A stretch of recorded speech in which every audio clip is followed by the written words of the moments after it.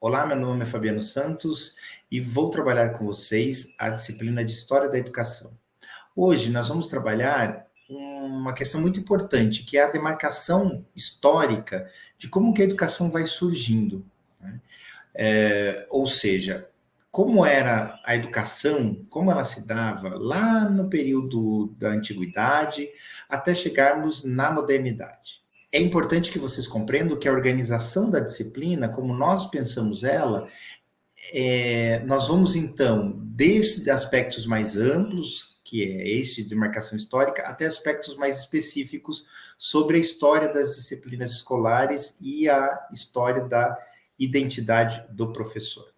Mas indo especificamente agora para o tema da aula de hoje, vamos começar pela antiguidade, né? Vamos começar pelas sociedades tribais, tá? Até um pouco antes da antiguidade. As sociedades tribais eram sociedades que não tinham classes sociais, né? Eram sociedades que viviam em tribos, né? Não tinha uma divisão de classes sociais, portanto, vocês podem imaginar, também não havia uma organização de Estado muito clara, muito definida, né? Por consequência, não havia também uma organização da escrita. Os processos educativos, eles se davam de forma bastante rudimentar ainda. Eu quero contar para vocês um pouco como que era a organização dessa sociedade, para vocês entenderem como estava proposta a educação naquele período. Talvez na história da humanidade seja o único momento em que a sociedade não se organiza em classes sociais. Então, para aqueles que, por exemplo, dizem que é impossível que uma sociedade não se organize em classes sociais, fala isso porque não conhece a história, né? Então, a história mostra que as comunidades primitivas, elas organizavam o seu trabalho de forma social e não técnica, não dividiam o trabalho de forma técnica, mas dividiam o trabalho de forma social. Vou dar um exemplo. O sujeito A, num dia, então, vamos pegar três sujeitos hipotéticos, sujeito A, B e C. O sujeito A, ele é responsável naquele dia por colher frutas. O sujeito B, por buscar água para a tribo. E o sujeito C, por alimentar os animais que estavam lá em cativeiro. Tá? Esses três sujeitos fazem essas atividades de forma bastante rudimentar ainda, né? Com bastante dificuldades, o que provoca o resultado do seu trabalho bastante limitado às necessidades imediatas da tribo, certo? Então, no final do dia, o sujeito que ficou responsável pela colheita dos frutos, ele vai colher frutos necessários para o consumo do dia seguinte, e assim por diante. Muito bem. Então, vocês podem perceber que o trabalho ele se dá de forma coletiva, sem uma especialização muito determinada. Por quê? No dia seguinte, o sujeito que ficou responsável por colher os alimentos, os frutos, ele vai agora ser responsável por alimentar os animais, e assim vai fazendo uma espécie de revezamento entre as pessoas, evitando com isso que uma pessoa só conhecesse o trabalho, um tipo de trabalho, né? Então, as pessoas passavam por diferentes tipos de trabalhos justamente para que todos na tribo conhecessem essas diferentes atividades laborais. Ocorre que, com o tempo, o ser humano vai desenvolvendo ferramentas de trabalho. Então, aquela pessoa que ficava lá esperando a fruta cair, né, para poder colher, porque não tinha como subir, de repente, na árvore, ela agora cria uma ferramenta que é um pedaço de madeira que pode ir até o fruto e colher o fruto direto da árvore. Isso um exemplo muito rudimentar, é claro, mas para vocês entenderem a importância que os instrumentos de trabalho, né, os objetos de trabalho, as ferramentas de trabalho vão causando no desenvolvimento daquela sociedade. Então, naquela sociedade, agora você tem um novo problema, que é o problema da acumulação da produção. Você tem uma quantidade maior de produtos, você não precisa sair todos os dias para fazer a colheita dos frutos. Isso estou dando o exemplo dos frutos, mas isso se estende a todas as atividades que ao longo do tempo foram sendo aprimoradas pela criação de novas técnicas e tecnologias. Então, você cria esse problema. Para resolver esse problema, a tribo, naquele momento, destaca uma pessoa responsável por organizar o armazenamento e a distribuição desses produtos.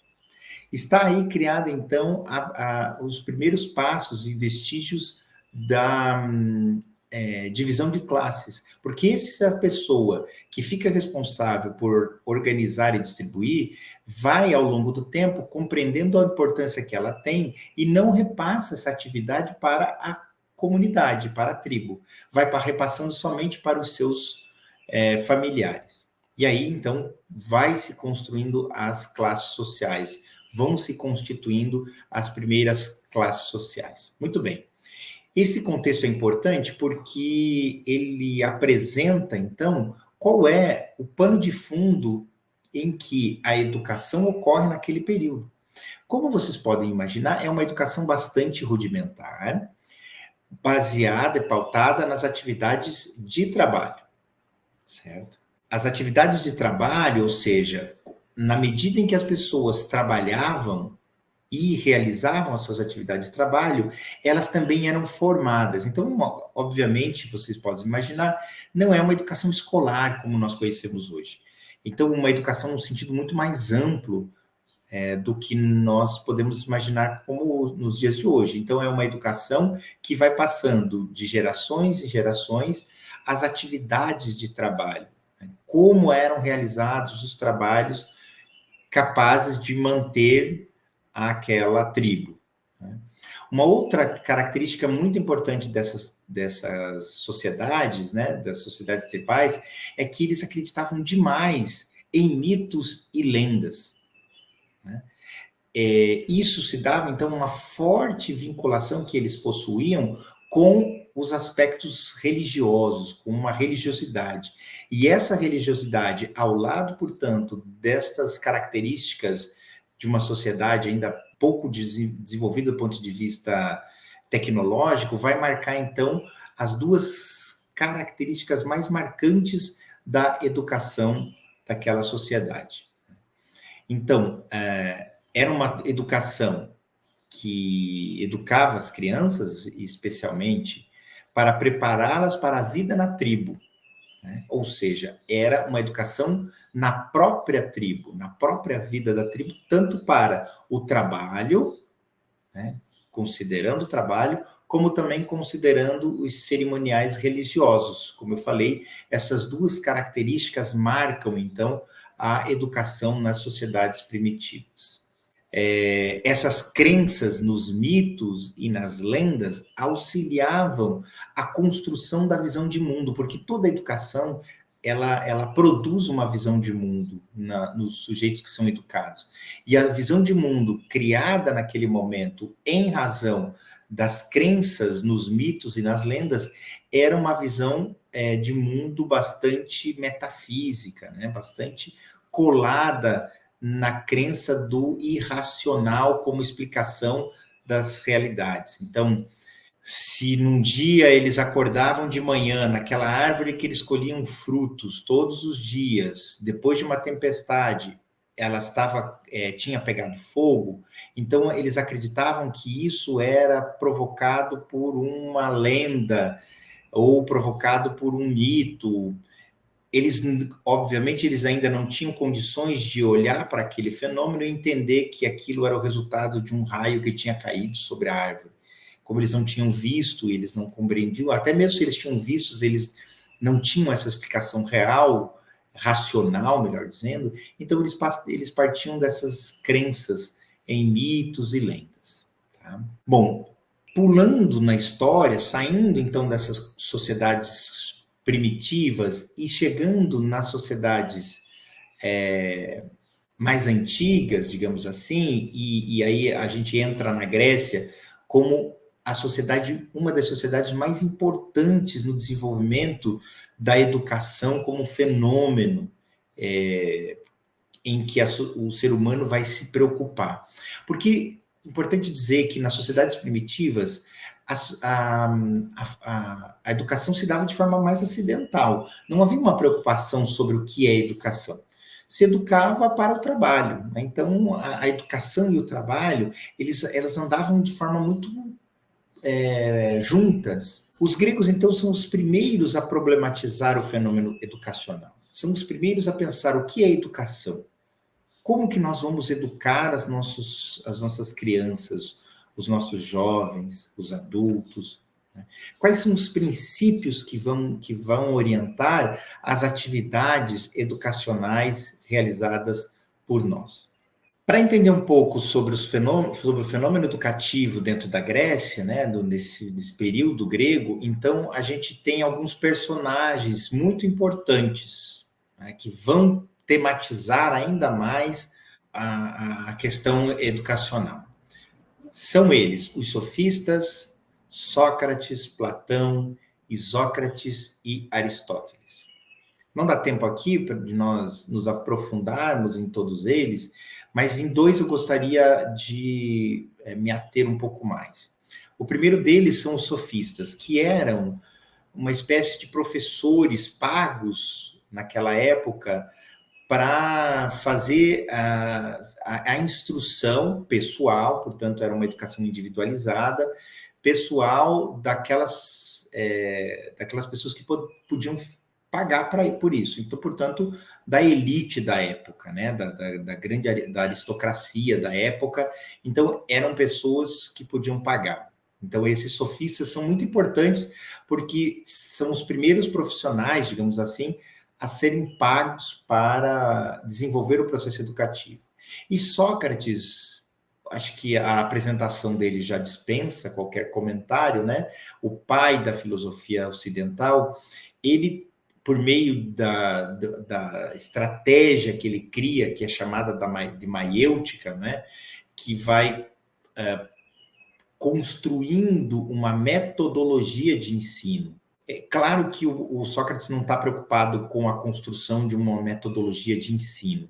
Ele está preocupado em desenvolver uma forma de produzir, de construir um pensamento nas pessoas, nos seus estudantes, nos seus alunos, né, nos seus estudantes mesmo, né, que era o seguinte: o que o Sócrates queria? Ele queria mostrar que todos nós temos capacidade de aprender e sabemos muito mais, e às vezes muito menos, do que nós imaginávamos que sabíamos ou que não sabíamos. Isso se chama maiêutica. Então, vocês devem ter ouvido essa frase já: eu sei que nada sei.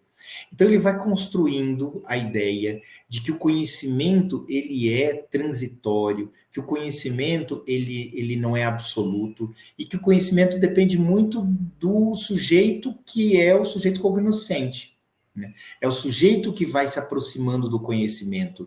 E ele quer dizer com isso que nós não sabemos tudo, e não temos como saber tudo. Isso é muito... Nós não conhecemos e não sabemos tudo. Né? Isso é muito importante para o desenvolvimento do conhecimento científico ao longo da história ocidental. Então, esses dois personagens são muito importantes. A ideia da paideia, né, que vai derivar da palavra paidos ou pedos, que significa criança, era o mote, digamos assim, era o objetivo, era a concepção que os gregos desenvolveram para a educação das crianças. Né? Então, com a ideia de paideia, eles queriam construir, melhor dizendo, um arcabouço educacional que se responsabilizasse pela criação dos meninos. Estava relacionada, então, neste momento, a uma educação familiar. Vocês vão ver que a Grécia ela se divide especialmente em dois momentos, né? O período grego, da antiguidade.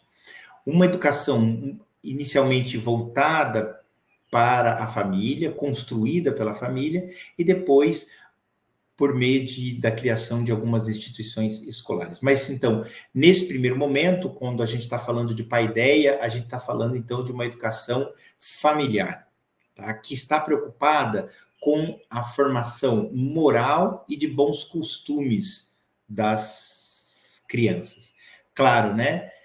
Grécia, uma sociedade já dividida em classes, e nós estamos aqui falando, então, das classes possuidoras, né? Não dos escravos, mas aqueles que possuíam bens, que possuíam propriedade privada já. Tá? Essa educação que era desenvolvida na família, no primeiro momento, ela buscava envolver a totalidade dos aspectos da vida das crianças. Então, os conteúdos abordados naquele momento estavam relacionados à ginástica, à geografia, à gramática, à história natural, à matemática, à filosofia, à retórica e à música. Com o passar dos anos, com o desenvolvimento e a complexificação da sociedade grega, a família já não dava mais conta de desenvolver esses conteúdos. Isso vai provocando a necessidade, então, da criação de algumas instituições mais apropriadas para isso. Ainda não é a escola como nós conhecemos hoje, porque a escola é uma invenção, como nós conhecemos hoje, é uma invenção da modernidade. Tá? Mas eram os primeiros passos para isso. Dentro dessa totalidade da vida, a Grécia também precisava se preocupar com as guerras constantes que o mundo antigo vivia, passava. Então, a educação física, como uma forma de preparação para a guerra, era muito privilegiada naquela época. Vocês vão ver, por exemplo, que os romanos também privilegiaram muito esse tipo de educação. Tá? Então, com isso, os gregos tentavam articular uma formação intelectual e uma formação física. Neste primeiro momento, ainda quando não havia a escrita, né, como uma forma de secularização dos conhecimentos apreendidos, a educação, então, como eu falei, era ministrada pela família e tinha uma forte tradição religiosa. Tá? Com o ensino, com o desenvolvimento da escrita e a compreensão da importância das letras, como eu havia dito antes, isso vai complexificando esse processo educativo, que não é mais só religioso, e também agora é perpassado por conteúdos, perpassado por conhecimentos. Isso vai, então, provocar a formação de escolas. Agora, indo para Roma, para os conhecimentos que Roma desenvolveu, os conhecimentos, como eu havia dito, eram conhecimentos mais práticos num primeiro momento, em detrimento do teórico. Eles estavam preocupados com a formação do cidadão, a ideia de uma cidadania representativa, que é o berço da ideia de cidadania que nós temos hoje, né? Uma cidadania representativa. Era uma sociedade extremamente patriarcal. Os pais educavam os filhos para viver em sociedade, certo? Para o trabalho, para exercer as lideranças. E as mães se preocupavam com a formação das meninas para que elas pudessem também ser trabalhadoras do lar. Mas lembre que eu falei para vocês que era uma educação formada a partir, centrada no conceito de cidadania, né?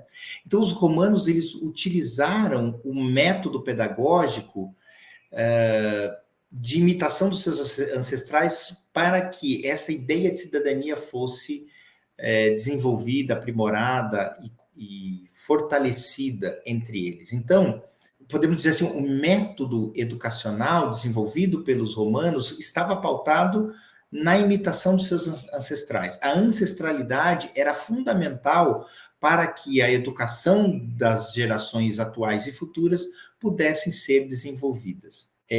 Era uma educação romana muito baseada nas necessidades que a sociedade desenvolvida romana ia apresentando. Foi, então, como eu falei, desde o início, uma educação familiar e, com o tempo, vai se desenvolvendo uma educação baseada, centrada nos centros educacionais. À medida que a educação de Roma vai se tornando mais complexa, mais densa, né, a produção do conhecimento, a pesquisa sobre a produção do conhecimento também vai se intensificando, vai se desenvolvendo. Tá? E vai também se limitando às classes mais elevadas, porque os romanos vão percebendo que o conhecimento é um instrumento muito poderoso. Este conhecimento, se é poderoso, não poderia estar na mão de todos. Quando este conhecimento vai se desenvolvendo cada vez mais e vai se tornando uma ferramenta de poder cada vez maior, então aquela educação que se dava na família, que se dava para todos, vai se limitando, limitando, limitando. Isso vai causar um problema para a sociedade grega, né? Porque vão criando-se, vai se criando um distanciamento entre uma educação oferecida para a elite e uma educação oferecida para as classes mais pobres, né? Essa complexidade que eu estou falando aqui para vocês vai gerar a necessidade. Lembra que a educação ela é a resposta às necessidades da sociedade, vai gerar então uma resposta a essas complexificações, que é a organização sistemática das escolas.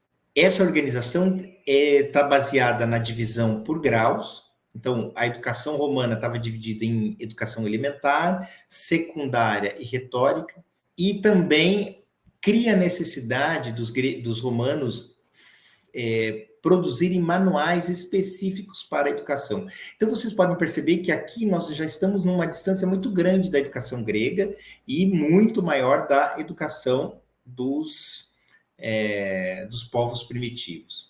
A formação, então, escolar romana tinha como princípio a retórica e a tradição das artes liberais. Então, eu estou falando aqui já da educação das elites, né? Atribuindo muita importância para a palavra. Porque para as elites manterem-se no poder, elas precisavam de um processo de convencimento que se dava principalmente pela retórica, principalmente pela fala. Por isso, a priorização ao longo do tempo dessa forma de educação. Ocorre que a gente agora passa para um outro momento da vida, da história da humanidade, que é a educação medieval. O que marca a educação medieval? O gradativo desaparecimento das escolas romanas e gregas, né, vai provocando um crescimento da importância da igreja como instituição responsável pela formação. Então, nós temos uma espécie de uma involução do processo educativo, do ponto de vista da independência que a escola ou que a educação tinha construído em relação aos fenômenos metafísicos, né? A sociedade romana já tinha produzido, as sociedades antigas já tinham produzido uma certa independência da igreja em relação a esses fenômenos educativos. Mas a sociedade medieval traz novamente à baila essa instituição. Então, a igreja ela se torna muito importante na formação das pessoas. Os mosteiros, os monges, né, eles vão assumir o monopólio da ciência e se tornam o principal espaço da cultura medieval. Tem até um filme muito legal, que é O Nome da Rosa, vale a pena vocês assistirem, quem não assistiu ainda, que fala muito bem sobre isso. A educação medieval está pautada em dois fundamentos, o trivium e o quadrivium. No trivium era a gramática, a retórica, a dialética, e no quadrivium era a aritmética, a geometria, a astronomia, a música e, mais tarde, a medicina. Era assim que estava organizada a educação naquele período. Contraditoriamente, né, ainda que o período medieval, conhecido como período das trevas, né, tenha sido um período em que a igreja atravessou muito a questão educacional, foi ali naquele momento que as primeiras universidades são criadas. Veja, 1250 as primeiras universidades. E com essas universidades, a educação vai se tornando universal. né, em termos de conhecimento, de saberes, um processo de sistematização do conhecimento vai se dando dentro dessas universidades. Claro, universidades ainda muito influenciadas pela igreja, como eu havia falado. Tá? É no final da classe, no final do período medieval, que uma nova classe vai surgindo. E aqui eu estou dando um pulo histórico muito grande, mas para vocês entenderem a transição do período medieval para a modernidade. Qual classe é essa? A burguesia. A decadência da sociedade medieval, né, como sociedade capaz de garantir o funcionamento da sociedade de forma harmônica, é marcado por um processo revolucionário muito grande, né, em que os burgueses que viviam nos burgos, que eram as cidades, tomam o poder e precisam se distanciar de tudo aquilo que identificava a sociedade medieval. Uma das formas encontradas pelos burgueses é a escola, é o conhecimento. E, com isso, busca-se negar a importância da igreja e do conhecimento metafísico e dar maior luzes, maior ênfase aos conhecimentos físicos. Tá? Esta transição dos conhecimentos metafísicos e para uma racionalidade científica demarca também a mudança da sociedade medieval para a sociedade moderna. A sociedade moderna já é uma sociedade em que os conhecimentos que nós produzimos são produzidos e são consolidados. O modelo de escola que nós conhecemos hoje é construído na sociedade moderna, e os aspectos da racionalidade científica são muito importantes para demarcar a sociedade moderna. É uma sociedade que se constrói numa visão antropocêntrica, então retira-se toda, como eu disse, porque eles queriam retirar toda a identidade que havia com o período medieval, então se sai de uma sociedade teocêntrica para uma sociedade antropocêntrica. Retoma-se, lembra que eu falei que a sociedade medieval é uma sociedade que vai trazendo algumas medidas em evolução em relação ao período antigo, greco-romano? Pois bem, a modernidade busca e retoma alguns desses conceitos, foram reformulados, inclusive. O surgimento dessa sociedade está acompanhada da burguesia como sociedade, como classe dominante da época. E aí a gente vai vendo, então, um movimento muito importante de preocupação da criança e da infância como uma fase da vida e não como uma fase do devir. Os períodos anteriores entendiam a criança, entendiam a infância como uma etapa da vida de preparação para a vida adulta. Portanto, não havia uma preocupação, do ponto de vista educacional, com a formação dessas crianças, com as necessidades dessas crianças, com fundamentos metodológicos, teóricos mais apropriados para ensinar essas crianças. Era uma educação quase que automática para a preparação da vida adulta. Isso também não temos como aprofundar aqui, mas traz alguns prejuízos para o desenvolvimento da criança. Então, aqui a gente tem as primeiras reflexões pedagógicas da modernidade. É importante, e aí para a gente ir concluindo, né, essa aula, entender que a reforma protestante do Martim Lutero, ela é decisiva para consolidar essa educação moderna. E por que ela é decisiva? Porque ela cria algumas regras, algumas normas que demarcam o fim derradeiro, digamos assim, desculpe a redundância, mas o fim derradeiro da educação baseada nos princípios da Igreja Católica. Era ainda uma educação que defendia os princípios da Bíblia, mas defendia uma educação para todos. Se a gente pode dizer que uma das principais contribuições do Martim Lutero foi defender uma educação diferente da educação que era desenvolvida no período medieval, que era uma educação para poucos, né? Para aqueles que podiam pagar, para a elite. Agora não. Agora é uma educação que o Lutero defendia, porque ele falava que a Bíblia tinha que ser conhecida por todos e os princípios da Bíblia tinham que ser conhecidos por todos.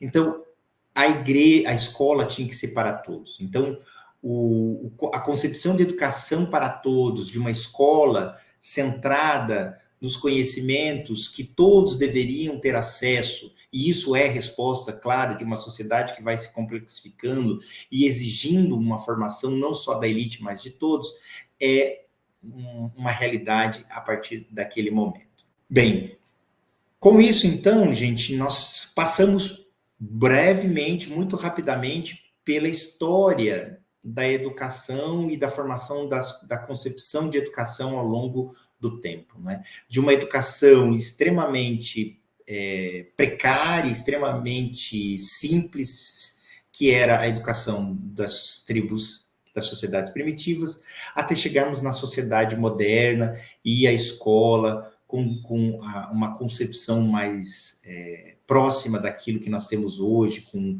a construção de currículos, com a preocupação da formação da criança, os aspectos pedagógicos, uma reflexão pedagógica por trás de tudo isso. Esse aqui é o texto que vocês também têm acesso no cronograma de atividades, que vocês devem ter lido para esta aula. Eu fico por aqui, nos vemos no próximo encontro. Até breve. Tchau.